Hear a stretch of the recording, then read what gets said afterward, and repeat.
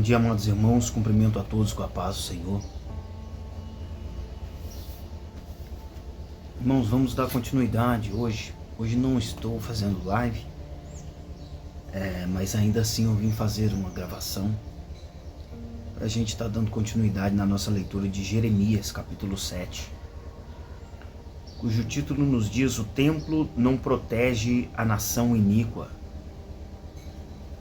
Nos diz assim: palavra que da parte do Senhor foi dita a Jeremias: põe-te à porta da casa do Senhor e proclama ali esta palavra e dize: ouve a palavra do Senhor, todos de Judá, vós, os que entrais por estas portas, para adorardes ao Senhor. Assim diz o Senhor dos Exércitos, o Deus de Israel: emendai os vossos caminhos e as vossas obras, e eu vos farei habitar neste lugar. Não confieis em palavras falsas, dizendo: templo do Senhor, templo do Senhor, templo do Senhor é este. Mas, se deveras emendardes os vossos caminhos e as vossas obras, se deveras praticardes a justiça, cada um com o seu próximo, se não oprimirdes o estrangeiro, e o órfão, e a viúva, nem derramardes sangue inocente neste lugar, nem andardes após outros deuses para vosso próprio mal, eu vos farei habitar neste lugar, na terra que dei a vossos pais, desde os tempos antigos e para sempre. Eis que vós confiais em palavras falsas, que para nada vos aproveitam. Que é isto? Furtais e matais, cometeis adultério e jurais falsamente, queimais incenso a Baal e andais após outros deuses que não conheceis, e depois vindes e vos pondes diante de mim nesta casa que se chama pelo meu nome, e dizeis: estamos salvos? Sim, só para continuardes a praticar estas abominações? Será que esta casa se chama pelo meu nome um covil de salteadores a vossos olhos? Eis que eu mesmo vi isto, diz o Senhor. Mas ide agora ao meu lugar que está em Siló, onde no princípio fiz habitar o meu nome, e vede o que lhe fiz, por causa da maldade do meu povo de Israel. Agora, pois, visto que fazeis todas estas obras, diz o Senhor, e eu vos falei, começando de madrugada, e não me ouvistes, chamei-vos e não me respondestes, farei também a esta casa que se chama pelo meu nome, na qual confiais, e a este lugar que vos dei a vós outros, a vossos pais, como fiz a Siló. Lançai-vos-ei da minha presença, como arrojei a todos os vossos irmãos, a toda a posteridade de Efraim. Irmãos, esse início de capítulo 7 é bem forte. Nos diz sobre as pessoas que estão vivendo no erro, descumprindo as ordens de Deus, adulterando, matando, se prostituindo, adorando a outros deuses e ainda assim servindo a Deus. Ou seja, eles estão indo às igrejas, estão tendo o seu momento com Deus, estão tendo ali comunhão, digamos assim, entre igreja, mas fora dali estão vivendo a mesmice da vida. E Deus os exorta sobre isso, e também a nós que vivemos assim. Outrora servindo a Deus, fora dali servindo ao diabo, servindo a outros deuses, adorando mais o nosso trabalho, o nosso dinheiro, fruto das nossas mãos, e não o fruto do Espírito, as obras do Senhor. E a gente vê que aqui Deus fala que vai fazer com eles o que fez com o povo de Israel. Que em outra vista se perderam, adorando a outros deuses, fazendo as coisas erradas, né? Todas estas coisas que aqui também foi mencionado, e Deus os puniu por isso. Eu volto a dizer, Deus é imutável, Deus é o mesmo. Então isso também cabe a nós. Porque se vivemos desta maneira, podemos ter certeza que aquilo que estamos plantando vamos colher. E no dia do juízo, né, estas coisas serão colocadas diante de nós. E o resultado pode ser terrível. Então vamos nos atentar ao que Deus nos diz. Vamos seguir aqui, a partir do versículo 16. A intercessão do profeta não salvará o povo rebelde. Tu, pois, não intercedas por este povo, nem levantes por ele clamor ou oração, nem me importunes, porque eu não te ouvirei. Acaso não vês tu o que andam fazendo nas cidades de Judá e nas ruas de Jerusalém? Os filhos apanham a lenha, os pais acendem o fogo e as mulheres amassam a farinha para se fazerem bolos à rainha dos céus, e oferecem libações a outros deuses para me provocarem a ira.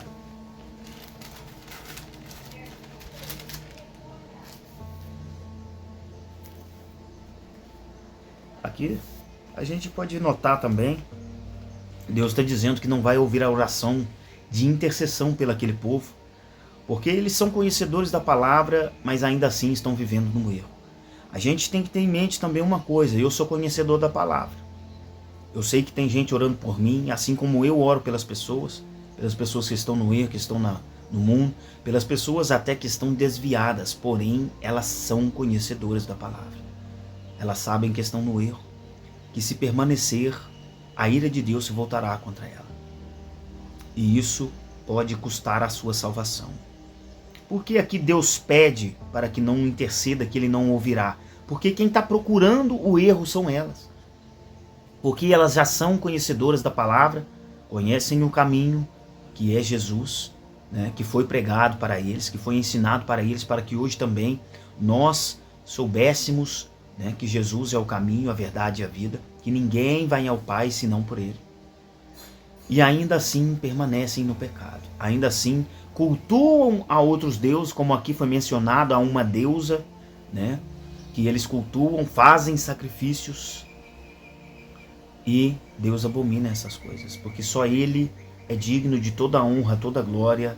Só Ele é o Deus vivo e poderoso que tudo criaste para o seu louvor, né?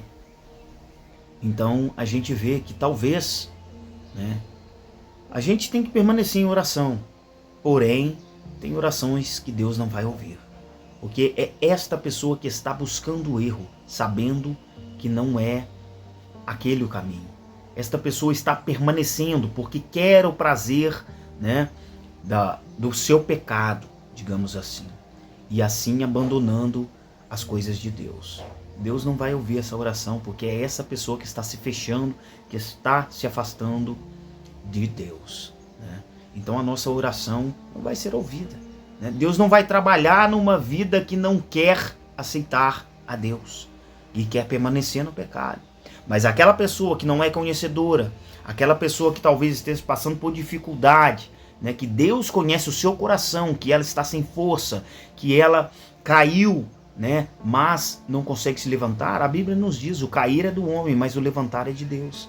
Então essa oração pode ser ouvida, que através da sua oração, essa pessoa pode, né, ser atingida ali, Deus pode renová-la. Porém, Deus nos deixou bem claro aqui, né? Acaso é a mim que eles provocam a ira, diz o Senhor, e não antes a si mesmos para a sua própria vergonha? Portanto, assim diz o Senhor Deus, eis que a minha ira e o meu furor se derramarão sobre este lugar, sobre os homens e sobre os animais, sobre as árvores do campo e sobre os frutos da terra, arderá e não se apagará.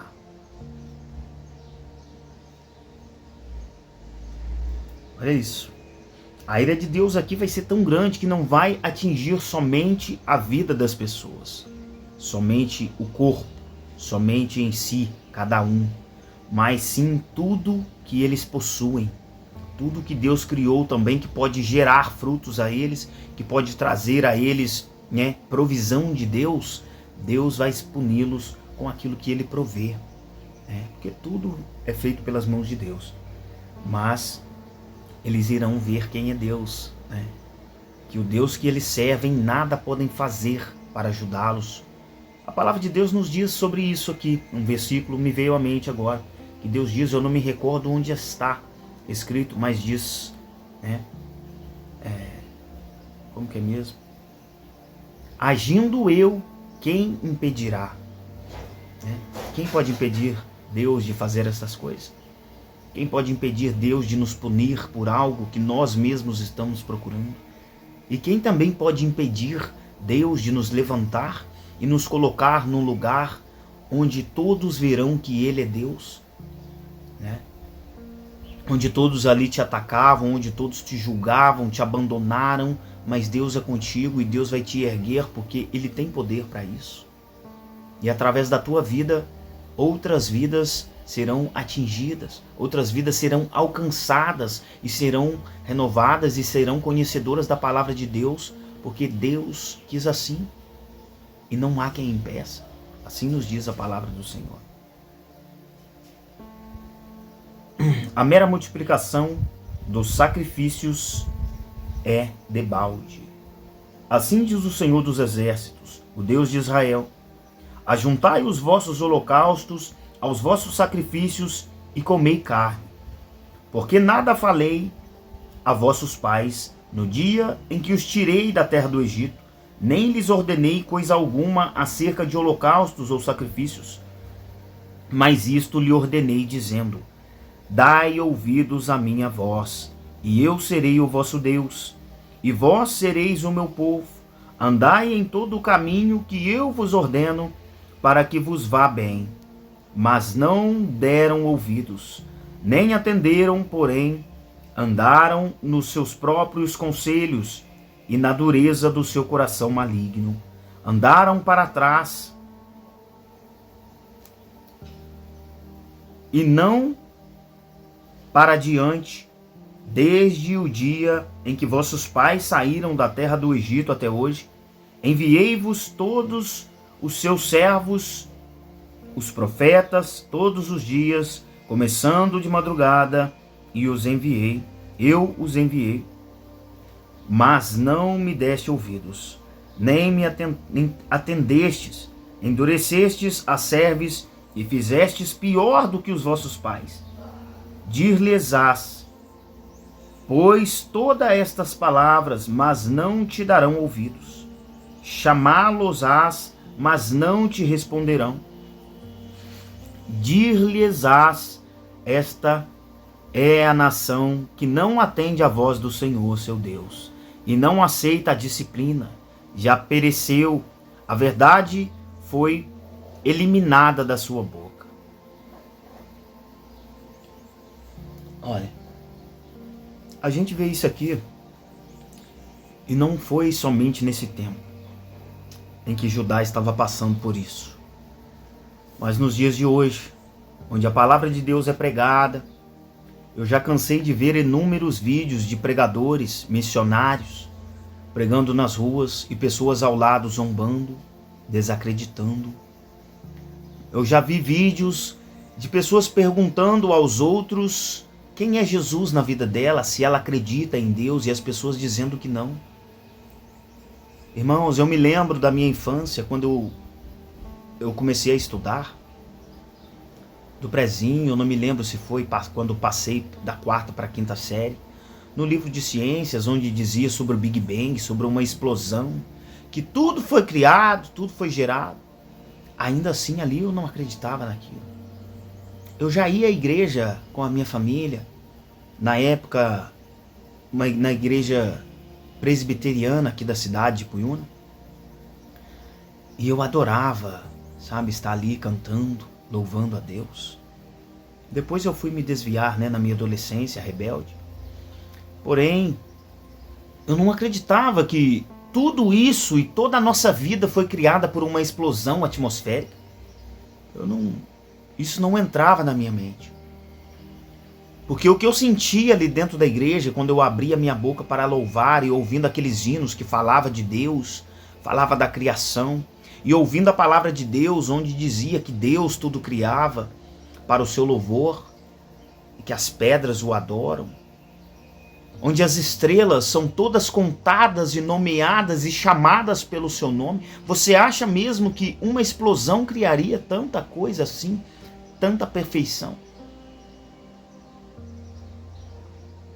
E a gente vê que esse chamado é mais do que os olhos humanos podem ver. É espiritual e as pessoas estão descrentes disso. É mais forte do que a gente pensa. É mais grande do que a gente possa imaginar, porque não dá para mensurar o tamanho da grandeza do poder de Deus. É impossível. A nossa mente não chega a compreender, né? Nem o amor que Deus sentiu por nós, que sente por nós, que é infindável. Eu digo isso porque colocar na terra, se fazer carne, o verbo se fez carne, assim nos diz a palavra do Senhor, e veio para pagar pelos nossos pecados e sofreu o que era para nós sofrermos. Às vezes olhamos para isso e não vemos a grandeza do que Deus fez, dando o seu único filho, unigênito, que se fez carne, se fez homem como eu. Porém, ele venceu, porque ele vencia o pecado, ele vencia a sua carne, né? E foi imaculado, como um cordeiro para o matadouro. Ali onde todos os acusavam, onde todos julgavam, apontavam e queria sua morte, ainda ao seu lado havia um ladrão, que mesmo pecador, mesmo falho, olhou para Jesus e para os outros que zombavam dele disse: este homem não fez nada. Nós fizemos, nós vamos pagar por isso, mas este homem não. Ele viu em Jesus o que os outros ali não viam, a pureza, né? E ele disse para Jesus: quando chegares no teu reino, lembre-se de mim. E Deus disse para ele: hoje mesmo você estará comigo. Ele creu. Ele viu em Jesus algo que ninguém via. Mas ele também reconheceu que ele era falho, ele reconheceu que ele era pecador. Ele reconheceu que ele estava ali por seus atos. Era para eu estar lá. Era para você estar lá. Mas Deus nos deu a chance de hoje servirmos a Ele, não fazendo como o povo de Judá fez aqui neste capítulo, contando aqui essa história. Porque o preço foi caro. Jesus pagou o preço com sangue, com sofrimento, com uma dor que antes mesmo de chegar à cruz, lá no Getsêmani, ele orava a Deus e suava gotas de sangue, de tamanho peso que ele carregava da nossa nação, de todas as nações que passaram e das nações que estão por vir. Eu sou pecador, eu sou falho. Mas também foi por mim. Porque quando eu olhar para a cruz, quando eu olhar para Jesus e falar: Senhor, obrigado pelo que o Senhor fez por mim.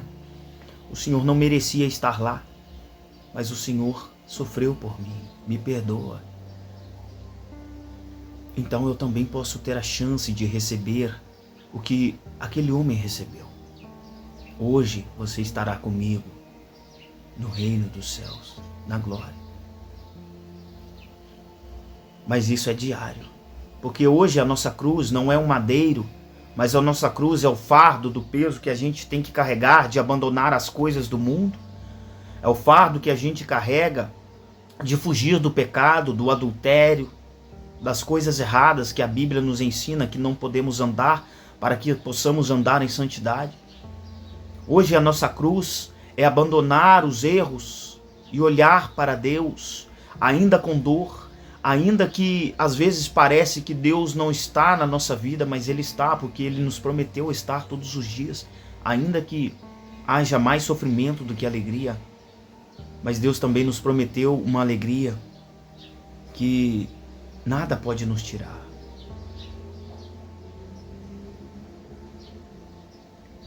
Às vezes a gente olha mais para as coisas que acontecem no nosso dia a dia, para as dificuldades, para o que não temos, para as coisas que passamos, porque os outros nos causam dor.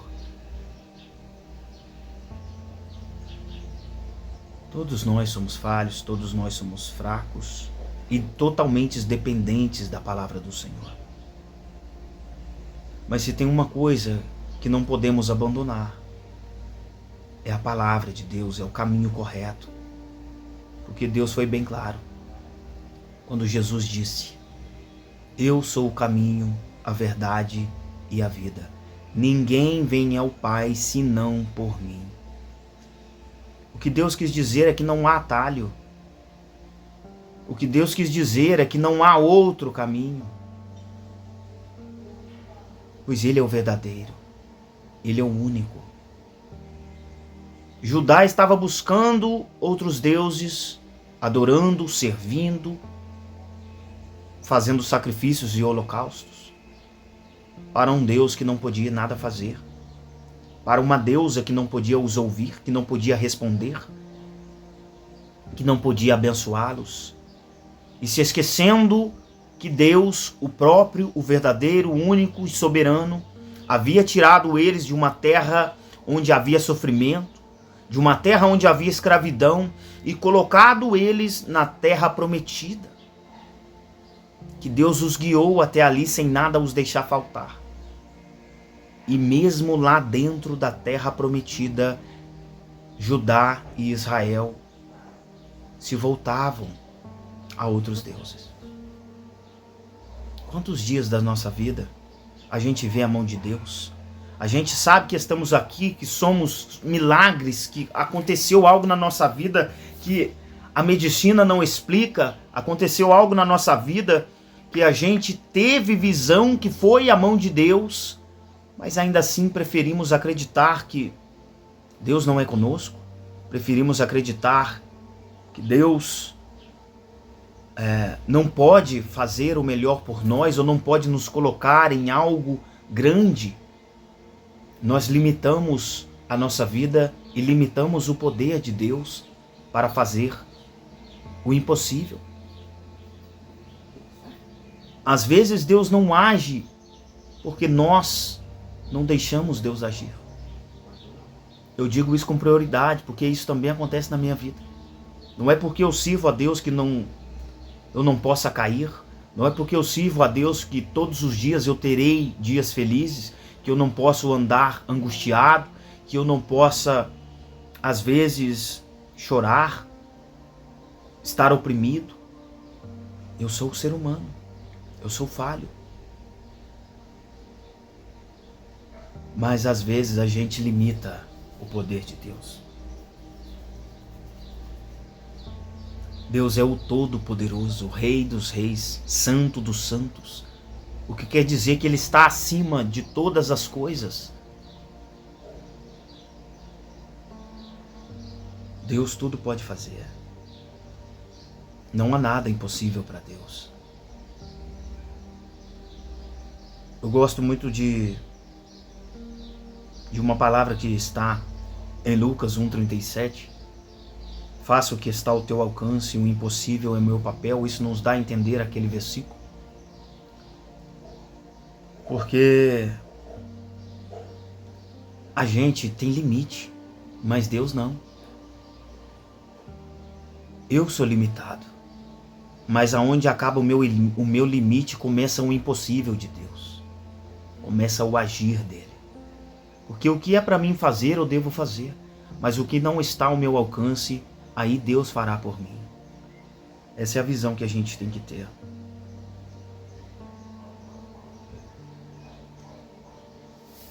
Deus nos chama. Esta palavra falou forte no meu coração para que eu possa ter mais direção, deixar Deus agir, deixar Deus trabalhar, permanecer no caminho de Deus. O inimigo tenta nos derrubar em todo o tempo, nos tirar da presença dele, nos levar para os nossos deleites, né? O diabo sabe das coisas que nos atraem, ele sabe das coisas que nos agrada, as coisas que agradam a nossa carne, que nós almejamos, mas é contra essas coisas que temos que lutar. A vida nossa aqui é passageira, mas é daqui que a gente tem que ter a nossa direção correta para que a nossa vida eterna seja de alegria, não de sofrimento, não de tortura. Vamos continuar. Judá, rejeitado por Deus. Versículo 29. Corta os teus cabelos consagrados, ó Jerusalém, e põe-te a prantear sobre os altos desnudos, porque já o Senhor rejeitou e desamparou a geração, objeto do seu furor. Porque os filhos de Judá fizeram o que era mal perante mim, diz o Senhor. Puseram os seus ídolos abomináveis na casa que se chama pelo meu nome, para a contaminarem. Edificaram os altos de Tofete, que está no vale do filho de Rinom, para queimarem a seus filhos e as suas filhas, o que nunca ordenei, nem me passou pela mente. Portanto, eis que virão dias, diz o Senhor, em que já não se chamará Tofete, nem vale do filho de Rinom, mas o vale da matança. Os mortos serão enterrados em Tofete, por não haver outro lugar. Os cadáveres deste povo servirão de pasto às aves dos céus e aos animais da terra, e ninguém haverá que os espante. Farei cessar nas cidades de Judá e nas ruas de Jerusalém a voz de folguedo e da de alegria, a voz de noivo e a de noiva, porque a terra se tornará em desolação. Amém? Este é o capítulo 7 de Jeremias, que fala forte, hein, irmãos? A gente vê, eu estou notando aqui que o livro de Jeremias, desde o início, é um livro de exortação, um livro importante para a nossa vida. Toda a Bíblia, mas eu digo pelo momento que estamos vivendo, porque é chegada a hora, as coisas, né, que Deus tem prometido está se cumprindo. Toda a Bíblia, tudo aquilo que Deus prometeu, Ele vai cumprir. Então é tempo de a gente olhar para estas palavras e endireitar os nossos caminhos, as nossas veredas, porque a gente vê que Deus, quando Ele diz que vai fazer, Ele faz. Quando Deus diz que vai agir, Ele age, e não há quem impeça. A gente tem que endireitar os nossos caminhos. Eu tenho que endireitar os meus, você endireitar os teus, porque a salvação é individual. Eu posso estar hoje aqui pregando esta palavra, mas essa palavra não está sendo somente para vocês. Esta palavra falou forte comigo, porque me faz rever a minha vida, me faz rever se eu estou errando em algum lugar para que eu conserte, porque a Bíblia nos diz que temos que andar em santidade para que possamos entrar nos céus.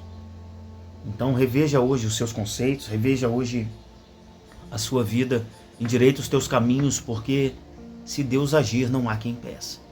Aí não adianta choro, aí não adianta arrependimento, né? Porque a gente vai sofrer as consequências. Então volte para Jesus, enquanto ainda há tempo. Eu costumo dizer que enquanto há vida, há tempo, né? Porque depois que fecharmos os nossos olhos e a nossa alma, né, for retirada deste corpo, desta carcaça, aí não adianta. Aí será tarde. Mas ainda que doente, ainda que passando por momentos difíceis, ainda que sofrendo, ainda que não vivendo a promessa, mas com vida, ainda há tempo. Ore, volte, persevere e deixe Deus trabalhar naquilo que você sabe que precisa ser trabalhado, para que você saia do caminho errado, para que você fuja da aparência do mal, para que você conserte o teu caminho. Deus te perdoa, né? O inimigo, ele costuma nos culpar pelos nossos pecados. O inimigo, ele costuma querer nos manter sujos, ainda que não estejamos mais pecando, mas nos manter culpados para que não voltamos a ter momentos com Deus, para que não voltamos os nossos olhos ao único que pode nos lavar com o sangue de Jesus, que tem poder. Ele coloca a culpa na nossa mente. Você está sujo, você está pecado, olha o que você fez, você não é digno, você não merece. Mas Deus te diz hoje, volta, eu te perdoo. Deus é o único que tem esse poder para te julgar e para te perdoar. Mas ninguém, nem Satanás pode te julgar. E ele também não te perdoa, ele não tem misericórdia, mas Deus tem. Então volta para Jesus e deixa Deus trabalhar na tua vida e você verá que Deus é Deus. Amém? Breve prosseguimos aqui com o capítulo 8. Que Deus te abençoe, que Deus te dê força, te dê vigor, para que você possa prosseguir e permanecer na presença do Pai. Amém? Fica na paz de Jesus Cristo.